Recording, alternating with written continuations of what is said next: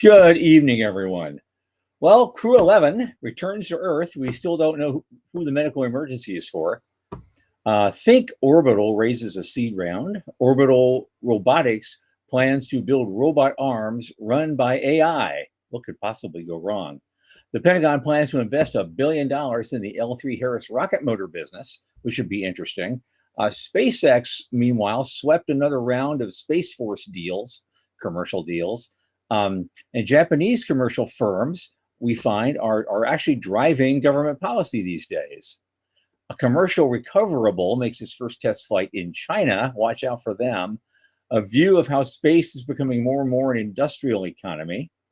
The SpaceX IPO could actually take the nicheness out of the entire sector.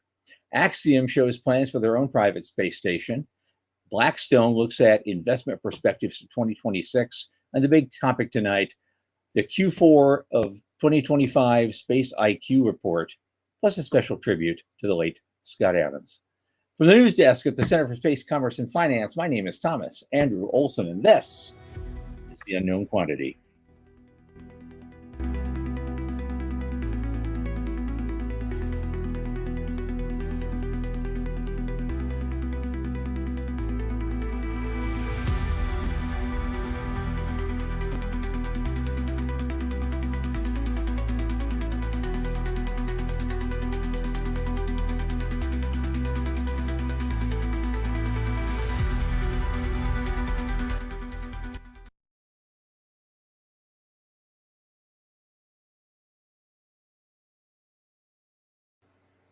And as you know, this program is brought to you by the Center for Space Commerce and Finance. And what do? Of course, you know.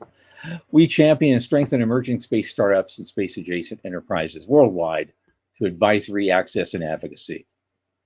Pitch events and world-class boot camps and more to come fortify startups to be better investor-ready. Now, a lot of our work, especially the podcast, is supported by our listeners and fans like you. Remember, the Center is a 501c3 nonprofit, so just go to our website, cscf.space/support, click that donate button, and drop a little something in the tip jar. Thanks so much for all your help. Now, my longest space friend, Michael Lane, is here with us. Come on in, ma'am.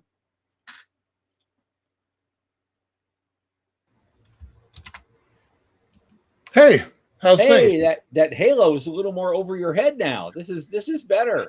It's my pending enlightenment. I think There you go. There you go. Okay, right. I offered to close the curtain. What's that? You polishing the totem pole outside in your yard? Okay. Right. Good. I offered to close the curtain, and you're like, it doesn't make a difference. So I'm just keeping the halo because okay, that's cool. That's what it works for me. Cherubic. So how you doing otherwise? What's going on? Good. Hectic week. We kind of we had some big stuff happening this week. Our new website's still not working, so that's on me. But it was actually an intent, like it was an error. But then once I realized the error, I was like really happy that I made the changes and didn't post the new website. But that countdown clock is still ticking. It's been a week, and we've gotten a week's worth of work. So I'm happy about that. All right. That's cool. That's cool. Big down select for our ribbon. That's what we're working on right now. So, okay. Yeah. All right. Yeah, I spent my time the day. The last couple of days, I've been working hard on the ISDC business track. Yeah, right on. I've been reaching out to a bunch of people, and a lot of good folks are coming in. I've gotten a couple of interesting applications from people I've never seen before, but they look great. Cool. And it's like, yes, Michael, I want that. I want that. Right, I want that one. And so I've got the thing about more than a third of the way full. Technically, at half-hour intervals, we've got technically 12 slots. Oh, terrific. Okay. If we did a panel, that would be 2 slots. Yeah, right. That's how you kind of put it together. But I don't plan a panel right now unless somebody insists we do one. And we don't have to make that decision until like April. Right. And so I've invited a lot of people who've been on the panels before, but they want to do their own presentation. Come on back, people like that. And so I'm getting some interesting folks coming in. I understand some enterprising guy that building a lunar elevator might want to present. Well, I was actually about to ask that. I don't know if I'm about to throw our friend Joe Luttrell under a bus, but what I'd like to do. So quick question: what are the dates for ISDC? Okay, it's 4 through 7 Of May. June 4 through 7. June. Okay, great. June. Okay, and great. we're going to have and our track is all day Friday, June 5th. Okay, from 10 to 6. So here's what we got. I didn't talk about this last week, but we have a satellite going up, and it's supposed to go up in May. Although neither Joe nor I think it's going to go up in May. We both think it's going to go up in August. But we have a super tiny, it's called a pocket cube. So it's even smaller than a CubeSat. It's 5 by 10 by 15. Hey, Wes. Hey, Maury. It's a 5 by 15 by 10 centimeter satellite. And it's supposed to launch in May, but I think it's going to be August. And what I'd like to do is have Joe Luttrell and I duel on stage with you, right? The pair of us, where I talk about what we're doing and why string tests matter. And he talks about his rideshare capabilities and his material sciences testing. So that's how I want. That's what I want to do for ISTC. Good. Okay, we'll make that happen. Great. Okay. Now we're going to go to the news, but just before we do that, I invite you all here for a special purpose, and I hope you're prepared. I know you're all invited here not just to see the show tonight, but also to pay tribute to someone tonight whose works have inspired millions to make things, do something, or do better, whatever it is you're already doing. Scott Adams, the creator of Dilbert, who just lost his battle with prostate cancer a few days ago at the age of 68. And in honor of his life, I'd like to do something that Scott always did to begin his famous podcast, Coffee with Scott Adams, and that is called the simultaneous sip. That's why I asked you all to bring your favorite beverage. And so here we go. And it starts out with a little ditty. You're here for the simultaneous sip, okay? So all you need is a cup or a mug or a glass, a tankard, chalice, or stein, a canteen, jug, or flask, a vessel of any kind. Fill it with your favorite liquid. I like Jameson. And please join me now for the unparalleled pleasure, this dopamine hit of the day, the thing that makes everything better, the simultaneous sip. Cheers. Cheers.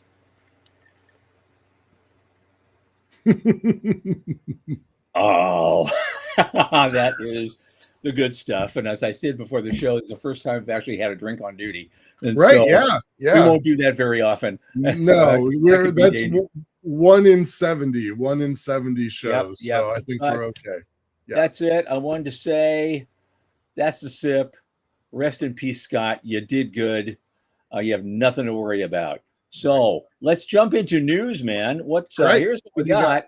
Yeah. What do we got? Well, the first thing is obviously the Crew 11 Dragon returns to Earth. And the important thing is, to me, all of it, because we've had, for a week now, we've had 20 stories a day about this in every feed. Right. And of course, now that it's come down, we got 20 stories today saying that, they're down. They're down. Back off the San Diego coast. Nothing to say what's actually happening. Yep. But now we've narrowed it down to 4 people: Zena Cardman, Mike Fink, Kamiya Yui, and the Russian cosmonaut Oleg Platonov. One of those people is not feeling very good. Right. But they still won't tell us which one it is or what they have. But I thought it felt good that they got through the reentry process and they weren't, Yeah, it didn't make anything worse. At least not that we know of. Not that we know of. That's good. Yep. But I'd sure the hell like to know what who it was and what's going on. So one of these days, maybe by ISDC they'll decide to tell us. Somebody on LinkedIn made a really good point. We as the public demand personal private information about everybody in sports because people are making, bets and they're invested and they're psychologically connected to these people. And we expect that kind of information from those public figures. Why is it that these public figures are not allowed to share? Who's making that decision?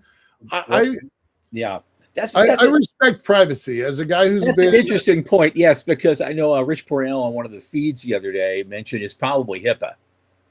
Yeah, it is. Probably HIPAA regulation. Right. Probably is.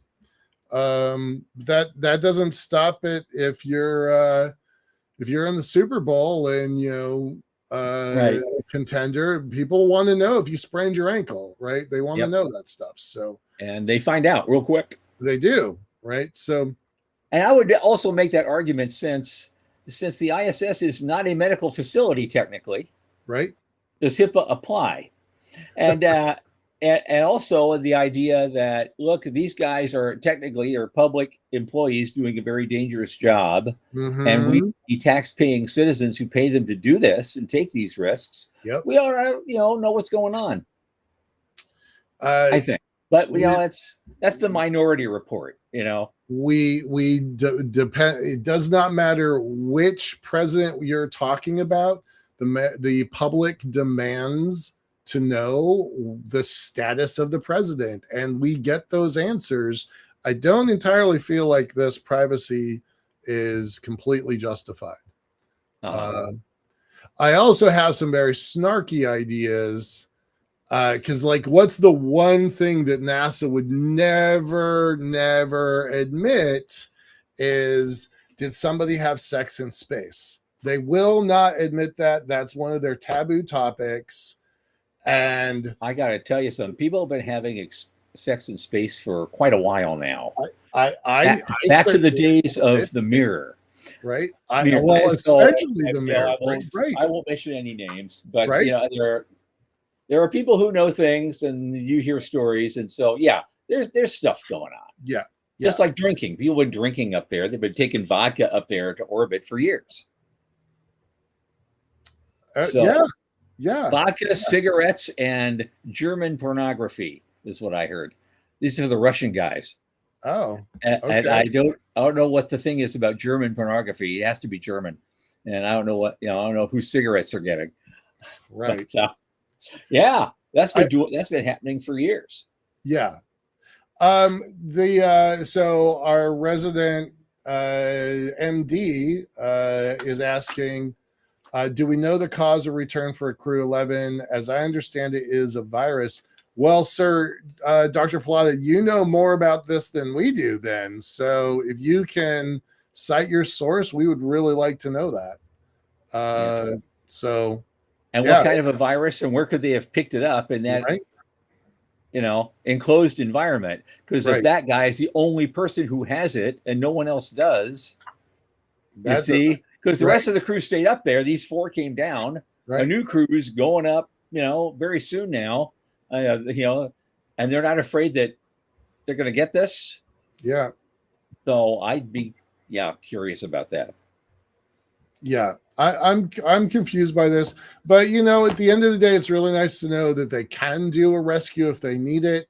There's been questions about how fast, if we needed to say it was a burst appendicitis, right? They're certainly not equipped to do that work up there. Right. Can they get folks down fast enough for something like that? So more than anything, what this has done is raised a lot of questions about A, the privacy question, and B, the capabilities question. How fast can we react if we need to? Well, it might be faster in a case like that of a burst appendix. You have you send up Dr. Plata and me. Okay. I know how to do an emergency appendectomy. I learned how to do this, and but I'm not an MD, so you got to have Dr. Plata, to. What's the story? How do you know how to do an appendicitis? Because I used to work in the OR. How have I known I you for passed 25 tools, and years and don't I know helped you with can do stitching. I that? did all sorts of things. My degree's in biology. I learned anatomy by working. I did 300 autopsies one year as part of that. I did Dude, that I've for a living. known you 25 years and I've never I heard know. that. There's all sorts of shit you don't know We about need me. to have more drinks. That's That's what it is. And now I'm trying to get my blues guitar licks back. So just you wait. This is all new facets of me are coming out now because I have nothing to lose anymore. All right. Let's move on. Moving on, man. Moving on. We got all night. It's a news night, so we got lots of stuff. There's this company I barely know about it. It's called Think Orbital, and they actually raised a seed funding to advance X-ray space inspection, and it's tied to demonstrations to space domain awareness. Mm-hmm. And so, they have to. You have to register to get the rest of the article, but they. The least I know is it's for space construction when the military is looking for new ways to monitor. So I really don't know where the backing is coming from for these guys.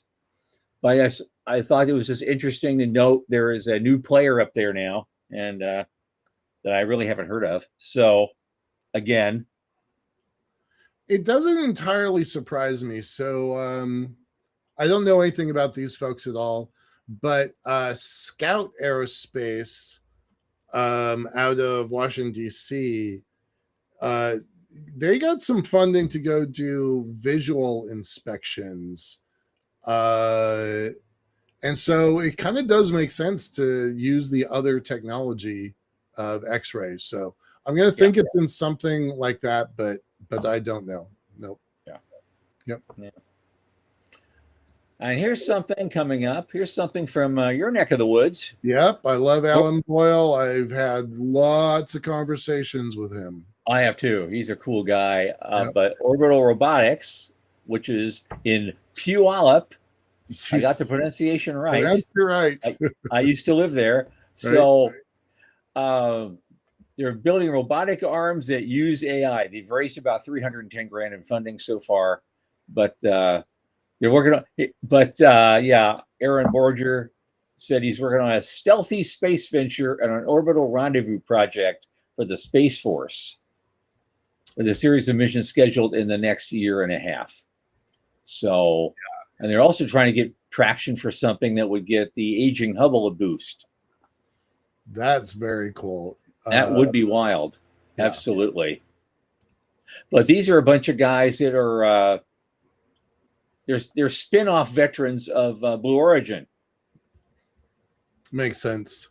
Just like you got spin-off guys from SpaceX and forming their own companies, I guess. Yep. People at Blue Origin are doing the same thing. Yep, exactly. Yeah. I haven't met these folks. I keep thinking they're familiar, but I haven't run into them, despite, the community that we live in. So, I keep wondering about them. Look, Canada and the Canada arm have been this, icon in the industry for their capabilities. We don't actually have that capability in the US to build an inchworm or so I'm actually super excited that they have that they're building this capability, because I think we've been missing it, and I think there's a market for it. So kind of excited about this. Well, of course, they want to run it from AI, and they said there's always been troubles with that AI, doing anything, but they think they can do it better. So that was hence my comment. Well, what could possibly go wrong? It's being AI. Right. Yeah, you hear C-3PO's voice going, ah, just spinning around. For sure. Because it is that thing in space, equal and opposite reactions. So you're moving that arm out there, the spacecraft's going the other way, technically. Yeah. So, how do you fix that? And I've got a love affair with the Hubble. So, whatever it takes to make that thing better. You know, I don't think they talked about it in this article, but Jared Isaacman has been really interested in doing some work with the Hubble, doing a repair mission up there. So they might get some traction that way too. Well, we'll see if they can. I don't know if they can improve the original optics or not, because I think we've got at least one thing up there. No, I don't know if it's not the Webb, it's the other one. It has something like 50 times better resolution than the Hubble. Yeah. No. So you're not going to make that kind of improvement. No. But they did aim it at like Uranus just a little while ago. They got some of the clearest imagery of Uranus and a couple of its moons that we've ever had. Yeah. Even it surpasses even Voyager when it went by. Yeah. I'm going to reach out to these orbital folks. Sean, maybe we can get them on the show. That would be fun. That would be absolutely. So here's a fun one. This is we can talk a bit about this, because I know L3 Harris was just going to sell 60% of its rocket motor business. Well, now apparently their biggest suitor is the Pentagon. And $1 billion in the business, and the shares, of course, are just going crazy. Sure. We are 2 weeks into 2026, and L3 Harris had a almost $1 billion deal last week, and then they have a new, different $1 billion deal this week. So pretty good to be L3 Harris these days. Yep. Yeah. That's what I was having this conversation with Sean earlier today. That's the headline, and I get why it's a headline, but the piece that I don't think is really getting enough attention is that this is a government. There's a quote from the article. The Pentagon will have an ownership stake in a company that regularly bids on major defense and other government contracts. Yep. We talked about this a couple months ago, right? A couple weeks ago, that the administration is taking active roles. Now, this is the third one that I've been tracking. They took a role in two different mining companies. And Intel, the big one at Intel, and this is the third one in defense. And so this is a de facto sovereign wealth fund, whether or not it is declared and has a policy behind it or not. And I said when the Intel deal happened, this is gonna happen in space, and here we are. Ta-da! I don't think this is the only one. I bet you this happens a couple times this year. Yep. Well, it could be a couple times a month for the rest of the year. Who knows? The rates are going. It's just amazing to me. I think we didn't report. I think last year we didn't report our first $1 billion deal until like March. Yeah. Here it is. 2 weeks into the new year, we've already got one. Right. There's no end in sight. Yeah. We got $1 billion deal, and the orbital robotics people had a $300,000 deal. So that's our industry, right? And we are tracking that. We are tracking those numbers. Absolutely. I know but it's all just boosting up their own defense supplies. They're using their rocket company. They want to get Tomahawk missiles and a bunch of other stuff. They just want to, I guess they want to stabilize their supply chain, and they saw an opportunity. Especially since Department of War is going to get a big boost in its budget here soon, supposedly. We'll see if it flies. It's like, don't they have enough? They already have 15 times the budget of the next biggest defense spender in the world. It's $1 trillion defense budget, and it just keeps going up. And this is why we spend $1 trillion a year in interest on the national debt. Shit like this. Yep.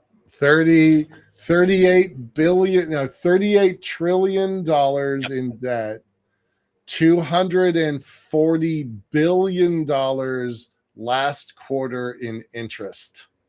Yeah. Welcome to America in the 21st century. My God. What could we do with 240 billion new dollars available every quarter? Oh, yeah.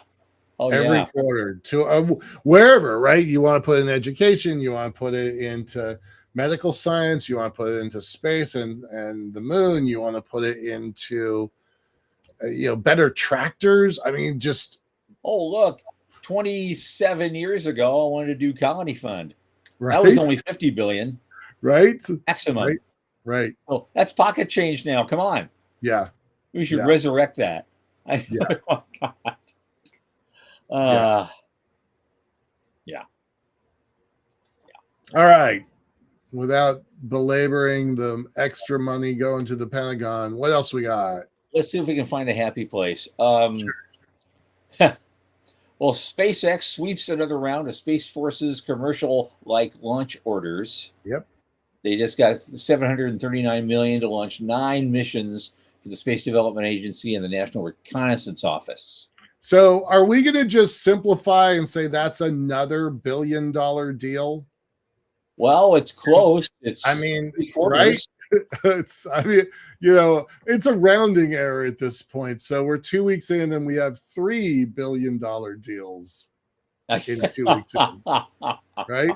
But we haven't even gotten to the IPO yet. No, nope. Yeah, we'll get there. We'll get there. Yeah. Yeah. Not a bad business if you can get a $739 million launch to launch 9 missions for the Space Development Agency and National Reconnaissance Office over the next 3 years. Over the next 3 years. So basically, it's only $250 million they'll be getting paid this year. A deal's a deal. It's a deal. It's a deal. Yeah. Yeah. Wow. Mm-hmm. Wow. Good for them. It's pretty good to be SpaceX these days. I mean, I might have some heartburn around the guy, but I love the company. Mm-hmm. Well, I just still think of when my hometown Blue Origin, they're still my favorite space company, but you got to give it to these guys. You really do. Uh-huh. Yeah. And so I'm looking at this thing, and I don't know how we can dig into this. You've got this stuff that's going on, and a lot of private sector companies. Well, they had a big in Japan for years and years. They had, basically a big box kind of policy. Yeah. And their basic space law was fundamental legislation for non-governmental activities. But they wanted to expand investment beyond rockets and satellites or basic enabling technologies and a more comprehensive utilization of space. Well, then they had a Space Activities Act in 2021 and a Remote Sensing Act and a Space Resources Act and all these things. But it's really the commercial firms as a result of this are starting to, take the place of the defense industrial behemoths. Mm-hmm. And they're struggling for business. But unlike the U.S., even their commercial ecosystem faced much stronger headwinds with a less defined policy environment, and unfriendly business and capital environment, and a smaller domestic market. But that's all changing now in the last few years because of all these different acts. Yeah. And the case studies they show is Astroscale. That's one of the largest commercial firms. And they have subsidiaries in 3 different continents, and it's a global leader in servicing and debris removal. Interesting. Yep. It was founded in 2013 in Singapore, but then they later headquartered in Japan by Nobu Okada. I think I met him once. I think I met him at IAC in 2024 in Italy. But 2015, 10 years ago, they have a 7.7 million Series A. And they're still just getting contracts and growing right and left. And they got and then they turned around and got a few years ago, they got a 47.5 million contract from the Ministry of Defense. Yep. That's so So now they've got a new guideline on a license to operate a spacecraft performing on-orbit servicing just 3 years ago. There's a company called Synspective that does Earth observation. I've not ever heard of Synspective. We've reported on Astroscale a few times, but Synspective I've never heard of before. Yeah. They're developing a constellation. They raised $100 million last year, so good for them, right? Yep. And so another 600 million of funding spread across among 4 companies. Of course, iSpace. We've talked about them a few times. Yep. And then something called Space BD in Japan, Leo Shachu. And so the Kibo, and they have the Kibo utilization strategy for Leo commercialization. So I guess the point of all these examples is showing that the private sector, as opposed to the industrial behemoths, is now starting to drive policy decisions. And which is interesting because I think that's starting to happen here too. For sure. Yeah. The commercial sector has been influencing and lobbying for more than 10 years. The asteroid act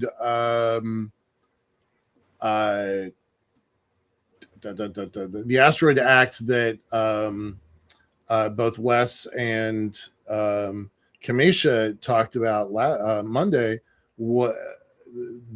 We've been lobbying stuff. Commercial has been lobbying for stuff for a long time, but it is just starting over in Japan. Not to put Morty on the spot, but he just came back from Japan a couple weeks ago, and I bet you he can't. I'm not going to speak for him, but I know that he talked to several folks in Japan about the commercialization efforts of their technology. So, it's a thing. It's happening. Okay. Yeah. They also cloned our SBIR program. Yeah, that's a good idea. They have their own. We closed ours. Like ours is closed for the time being. There's talk about it restarting, but it's our SBR program is super competitive, and it is good for our country to have it. So other countries should copy that. It's a good plan. Yeah, absolutely. Yeah. Absolutely. Yeah. Oh yeah. There's no people showed up. Hi, Veronica. So I'm sorry you're late too. You missed a simultaneous sip. I think you would have liked it. Anyway, boom. There's we still have 28 minutes. We have lots of stuff we can talk about, and we're going to. So they have an emerging Japan-U.S. commercial space alliance that's now popping up. And their contract, and the Ministry of Defense contracted with Leo Labs to provide situational awareness data. And so the relationship in civil space has embraced its entire potential. And the marquee partnership, of course, has been the ISS. So we'll see how CLD does, to keep that partnership going. But it's a great article, and by learning the lessons of Japan's many successes and challenges, policymakers across the world may learn how to cultivate an adventurous industry, an agile policy ecosystem able to serve national goals. So there you go. I thought that was worth checking out. Now, here is something. This is something, again, and this is from an obscure source, but it's absolutely under the radar. I just caught it a couple of days ago. Yeah. And now we already know that the Chinese are trying to develop reusables. They even converted a version of their legacy Long March into a reusable. How do you do that? I don't know. Yeah. But they just designed a actual spacecraft for space tourism to put on top of the reusable, and it just completed a suborbital flight test. And it landed successfully with a parachute recovery system. It was retrieved at their launch center, but it demonstrated reentry deceleration and completed the verification of a recoverable payload module. which you kind of need if you're going to really do it all. So they're pushing hard at private or semi-private, with their government, semi-private reusables and tourism activities. I don't know how it's going to work. Our producer Sean and I were talking offline. He's putting together a report. There's some pretty interesting stuff happening. We talked the other day about total launches, America, different places in Europe, China. The Bryce came out with their reports just a couple weeks ago, and they kind of showed it as like American dominance, uber alles, right? But that's really just one company doing the heavy lifting, no pun intended, and our other 9 contenders are only doing a small fraction of that. Whereas China does not have the one big behemoth, but they have a lot of small players that are all doing their own thing. And when those folks pick up their cadence, there's a path where they can get ahead of us, leapfrog ahead of us, just because they have 6 or 7 or 8 or 9 functional launch companies that are all going to orbit. So I'm watching this very carefully because I don't necessarily think we have the lead that we think we do. Yeah. We have 2 that can go orbital and get them recovered. So good job, Blue. But we need more than that. If we're we do. Stay in the front. If we're absolutely. Okay, this I know Sean wants us to get to the point. We've got a few more things, but one thing I can just gloss over really quickly. The next one, it was an opinion piece and was co-authored by Richard Harrison and our own Pete Gerritsen, who we know really well. Yep. About space becoming an industrial economy. Yep. Now, as opposed to just a government thing. And of course, he talks about, he leads off with JP Morgan announced a $10 billion investment plan, for the next 10 years. But I can't go very far with this because they got a paywall. They're giving me a bad time. But if you have a space news account, we'll give you the link, and you can log in and read the whole thing. It sounds like a really good article, and I wish I could finish it, but I don't want to pay $25 a month or something for that. Because if I paid everybody who wanted to register, I'd be sleeping under a bridge. I swear to God. Right. A month to get everybody. I'm thinking of starting a business where we do like the cable TV model, and you get 35 pundit sites for $35 a month. and you get inside access to all of them. That'd be awesome. That may have legs. I don't know yet. I'm still researching it. Now, the same thing is here too for me. It's all of a sudden I had all these articles. I was looking right at them just a few days ago. Now all of a sudden they're cutting me off. Maybe you can see this. The next one, I actually wanted to talk about this a little bit because the guy's saying that SpaceX's IPO will make space investment far less niche, which is really, really good because it seems like it's not such a out there market anymore. It's getting closer and closer to like just everyday investing. Okay, yeah, here's the space sector, and here's this sector, and here's that sector, and they're all kind of coming the same. And you're probably the reason you're going to find out why is not just from SpaceX's IPO, but what we're going to talk about a little later, which is the Space IQ report, which shows just how much investment has gone into the sector last year. So moving on again, Axiom. Now, Axiom, and also the same thing, Axiom Space details a plan to build a space station. There's probably other places you can find this. I was sent this thing, and now it's cutting me off again. It's the third time now. I get Right. the full article, then all of a sudden it disappears. It's like, come on. Right. We had this up. This was loaded a few minutes ago. Yeah, subscription required. No. I'm not going there because it sounded like such a good thing. We'll find it someday and share it with people. Yeah. But the last one well, before we go to that, what do you want to say? I'm sorry. No, go ahead. No, but the last one on my list is just this is the guys, Blackstone. Yeah. Sent their 2026 investment perspectives, and they will let you download that PDF for free. It's a fascinating article. It's like 20 pages deep, so we don't need to go.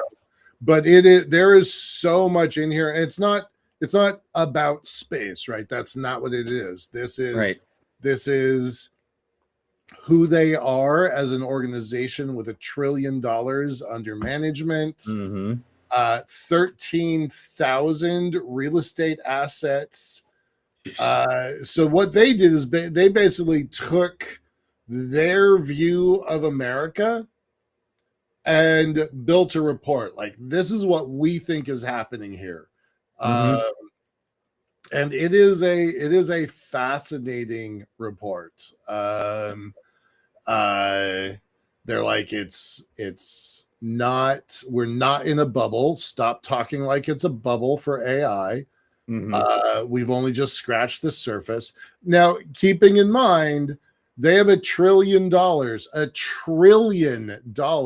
they are obligated to deploy. So they have a vested interest in saying everything's fine, everything's fine, everything's fine. Because they want to get more money to invest. Well, sure. But these guys are really good at what they do. They've been doing it for a long time. So this report, 20-page report, absolutely fascinating. I spent a lot of time on it. Comparisons to the earliest days of the internet, comparisons to the earliest days of railroads. Just one data point. During the dot-com days from 97 to 2000, CapEx as a percent of revenue was 400%. Right now, the big hyperscalers, the 5 big hyperscalers, CapEx as a percent of revenue, 25%. Mm-hmm. So 16 times what we had at the dot-com. So considering it from perspective of a percentage of their revenue, it's not a bubble. And that's the first number that I've seen that's like verifiably concrete. It's like basically says, don't worry about it. And I don't know if I'm going to regret those words, but that's a number that makes a lot of sense to me.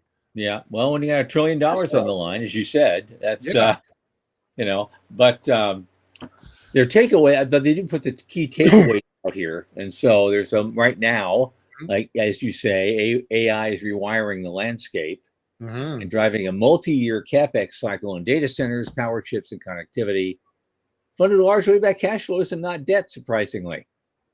Yeah. So crazy. Growth is resilient but uneven. Cooling inflation is giving central banks room to lower interest rates. So falling borrowing costs is going to make a big difference. Yeah. Along with the pent-up demand to transact. And so we may see a lot more deal activity in every sector this year, including our own.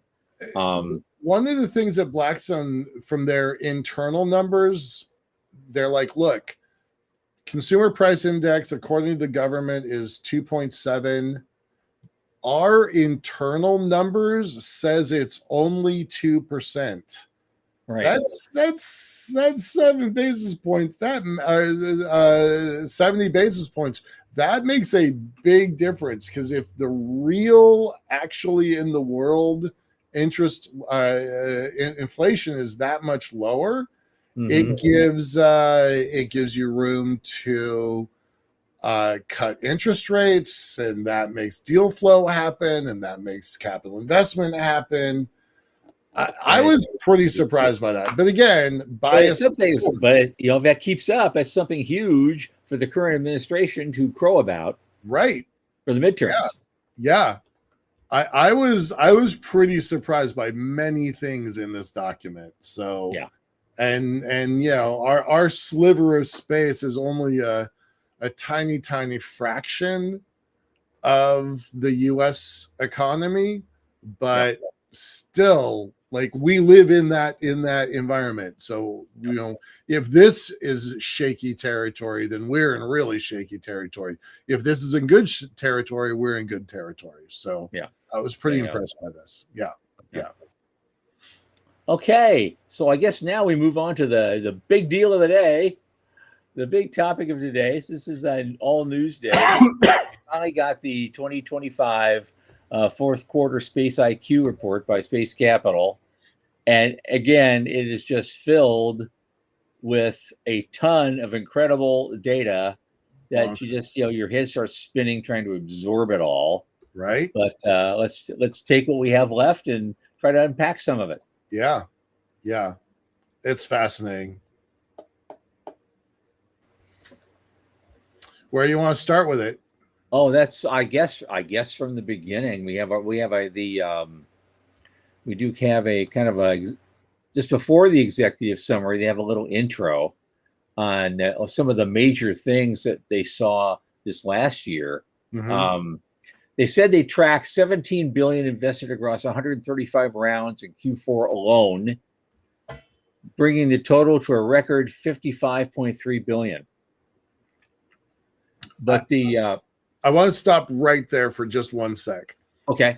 Back in 2018, I was sitting in the chief scientist of Space Force's office in Colorado Springs, and I told him point blank, there's going to be a point when there is more money from the private sector than there is in the whole of the Space Force budget. And he was like, no way, impossible. And I sent him Space Capital's report. And I'm like, this is where we are. So here's where we are now. We are now double all of Space Force's budget. Mm-hmm. We are like the private capital for the space sector is double Space Force's budget. It's double NASA's budget almost. Yeah, that's a hell of a lot of money. I never imagined it. Did you? No, but I see a parallel. Yeah. Again, from my 31 years in IT, I go back to the parallel of way back in the 90s. Apple was in a very bad position. And guys like Michael Dell said they should have shut it down to give the money back to the investors. And Steve Jobs used to do that. Right. 20 years later, roughly, a little more, today, close to today, Apple's market cap was $1 billion higher than Microsoft's and more than double that of Dell. Mm-hmm. Mm-hmm. It's all in how you pivot and how you build new things and reinvent yourself. Yeah. And so this industry went through that tough time that we lived through when there was just a trickle of money coming in and way too many people, many of whom were idiots, sadly, were looking to grab onto what little trickle was there. Yeah. Now it's the opposite, just boatloads of money coming into the industry, and we have to watch out for folks who want to tap into that. Yeah. And so but the one thing never changes. You have to have the same sense of discernment now as you did then. Right. But it's absolutely great. So let's start looking at this, because the thing is, they said, and I love this. We've always had a bad signal to noise ratio for many, many years, but there's been a structural shift this last year. There's a bifurcation between tourist capital and industrial maturity, and they refer to it as a flight to quality. And so a lot of venture-backed debuts struggled to hold their opening prizes, but those who didn't had a great story to tell. And their conclusion was the easy money is gone. But it's replaced by high conviction capital. flowing into companies that are actually solving hard problems. Right. And the beauty of that is, and the three critical developments underscore that, it's no longer a single player game. Blue Origin's in the game now. Right. The old guard is consolidating. I love that. Let's read in that a little bit. Yes, in Europe, the announcement of Project Bromo for Bromo Seltzer, maybe, I don't know, an initiative to combine the space businesses of Airbus, Thalassolinia, and Leonardo. It's a tacit admission of defeat for the legacy business model. Yeah. They can't compete with agile, vertically integrated commercial players using a cost-plus infrastructure. And that's the final signal that the future belongs to the commercial sector, not the state-backed integrators of the past. We win. It took us a while, but we won. Yep. Yeah, I love that. And of course, investment in applications hit $30.2 billion this year. And a lot of it was geospatial intelligence and a lot of other things. And so what I thought it was kind of clever what they said. They're witnessing the convergence of space and AI. Because they're doing that, Earth observation is no longer about static imagery. It's about feeding proprietary data sets into world models. Yeah. The market has finally realized that you cannot build a model of the world without actually looking at it. I love their language. Yeah. And we'll go to the outlook later, but there's so much stuff to unpack here. Yep. 55.3 billion equity investment in 431 companies. 17 billion of that was in Q4 alone. And they're split between what they call infrastructure, distribution, and applications, which you'll see a lot about. Yeah. But there also were 91 exits. There were a bunch of exits, but the exits were 90. There were 91 acquisitions last year. 8 IPOs, and the revenue multiple for the IPO is a median of 9.2x. Let that sink in for a minute. Wow, that's pretty interesting. I did not catch that detail. Yeah, I just did myself. So there you go. Huh.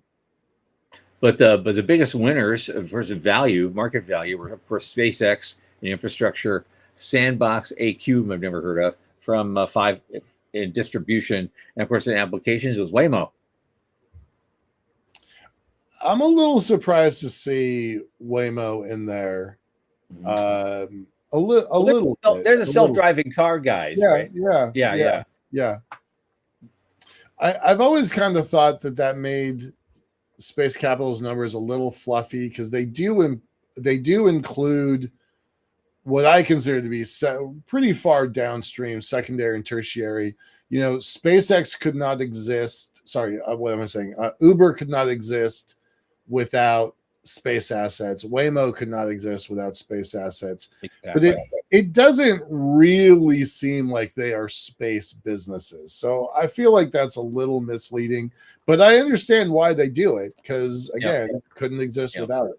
But because they want to separate that out. Application. It's just for real world stuff using space assets. So I get it. And of course, there's a lot of pie charts and bar charts, and sometimes you can actually make sense of them quickly. Other times, it's like your eyes glaze over. Like, what am I looking at? Right. But so you have to take more time than we have here to let that sink in and dig into it a little bit, and then they start breaking it up into infrastructure, and there's just a ton of stuff. A lot of Project Prometheus had a Series A, $6,200 million, that's $6.2 billion deal. Did we mention that before? I don't think that's ever even come up. I have not ever heard of Project Prometheus, and I was like, I need to look that up. Yeah. That's a Jeff Bezos-led venture applying agentic AI to the physical economy with a focus on engineering and manufacturing, and they raised a massive $6.2 billion round. Wow.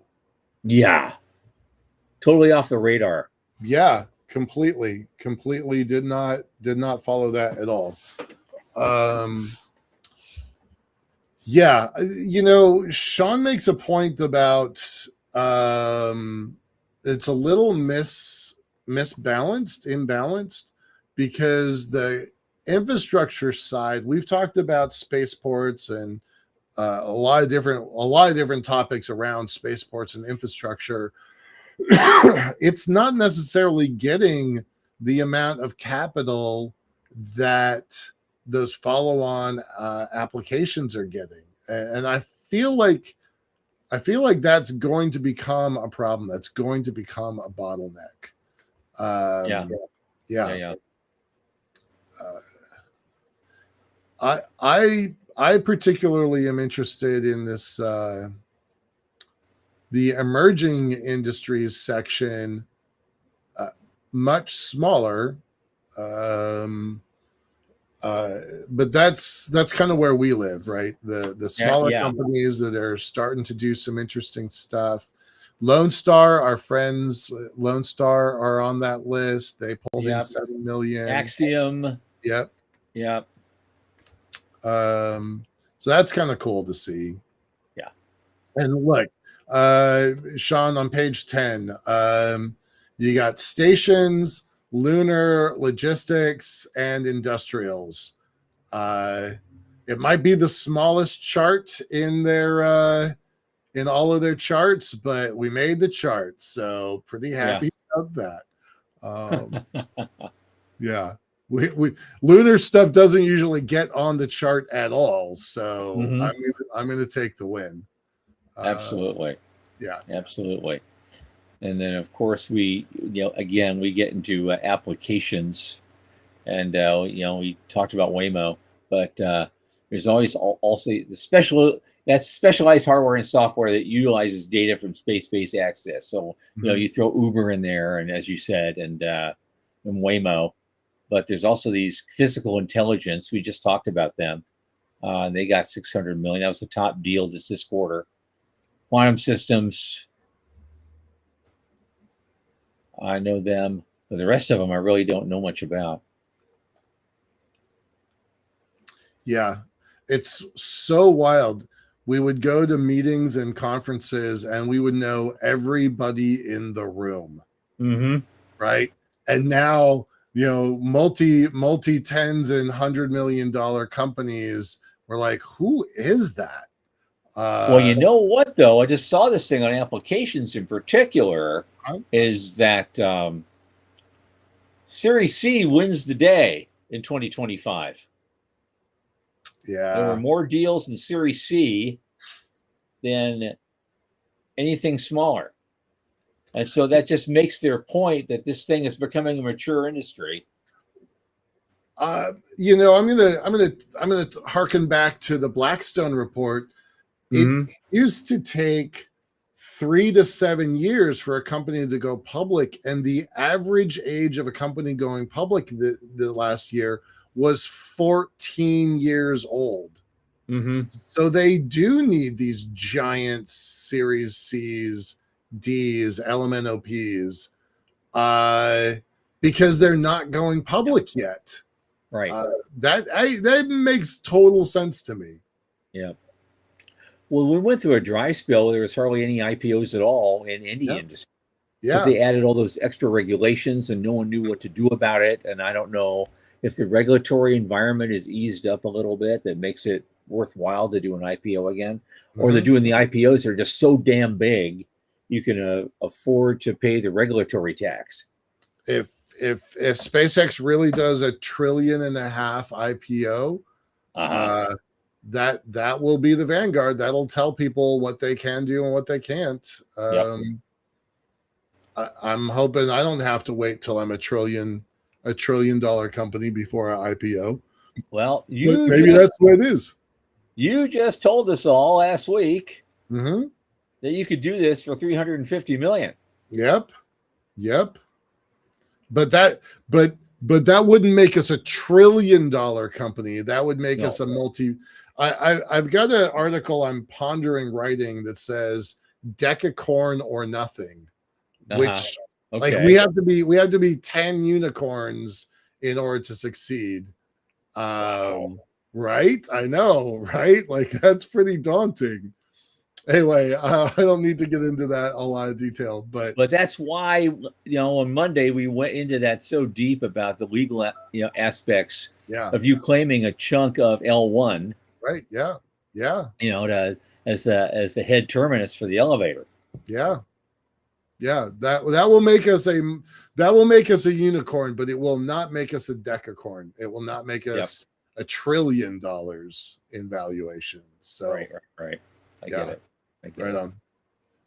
It was interesting though, just as an aside, briefly, because remember when Dallas Beanoff was on here and says, "Well, that elevator, it has to dangle, it can't actually touch the moon, and be rooted there and fastened." Well, we'll have to talk about this after the show.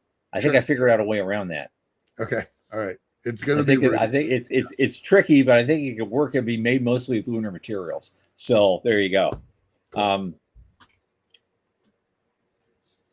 So, what other part of this sends you?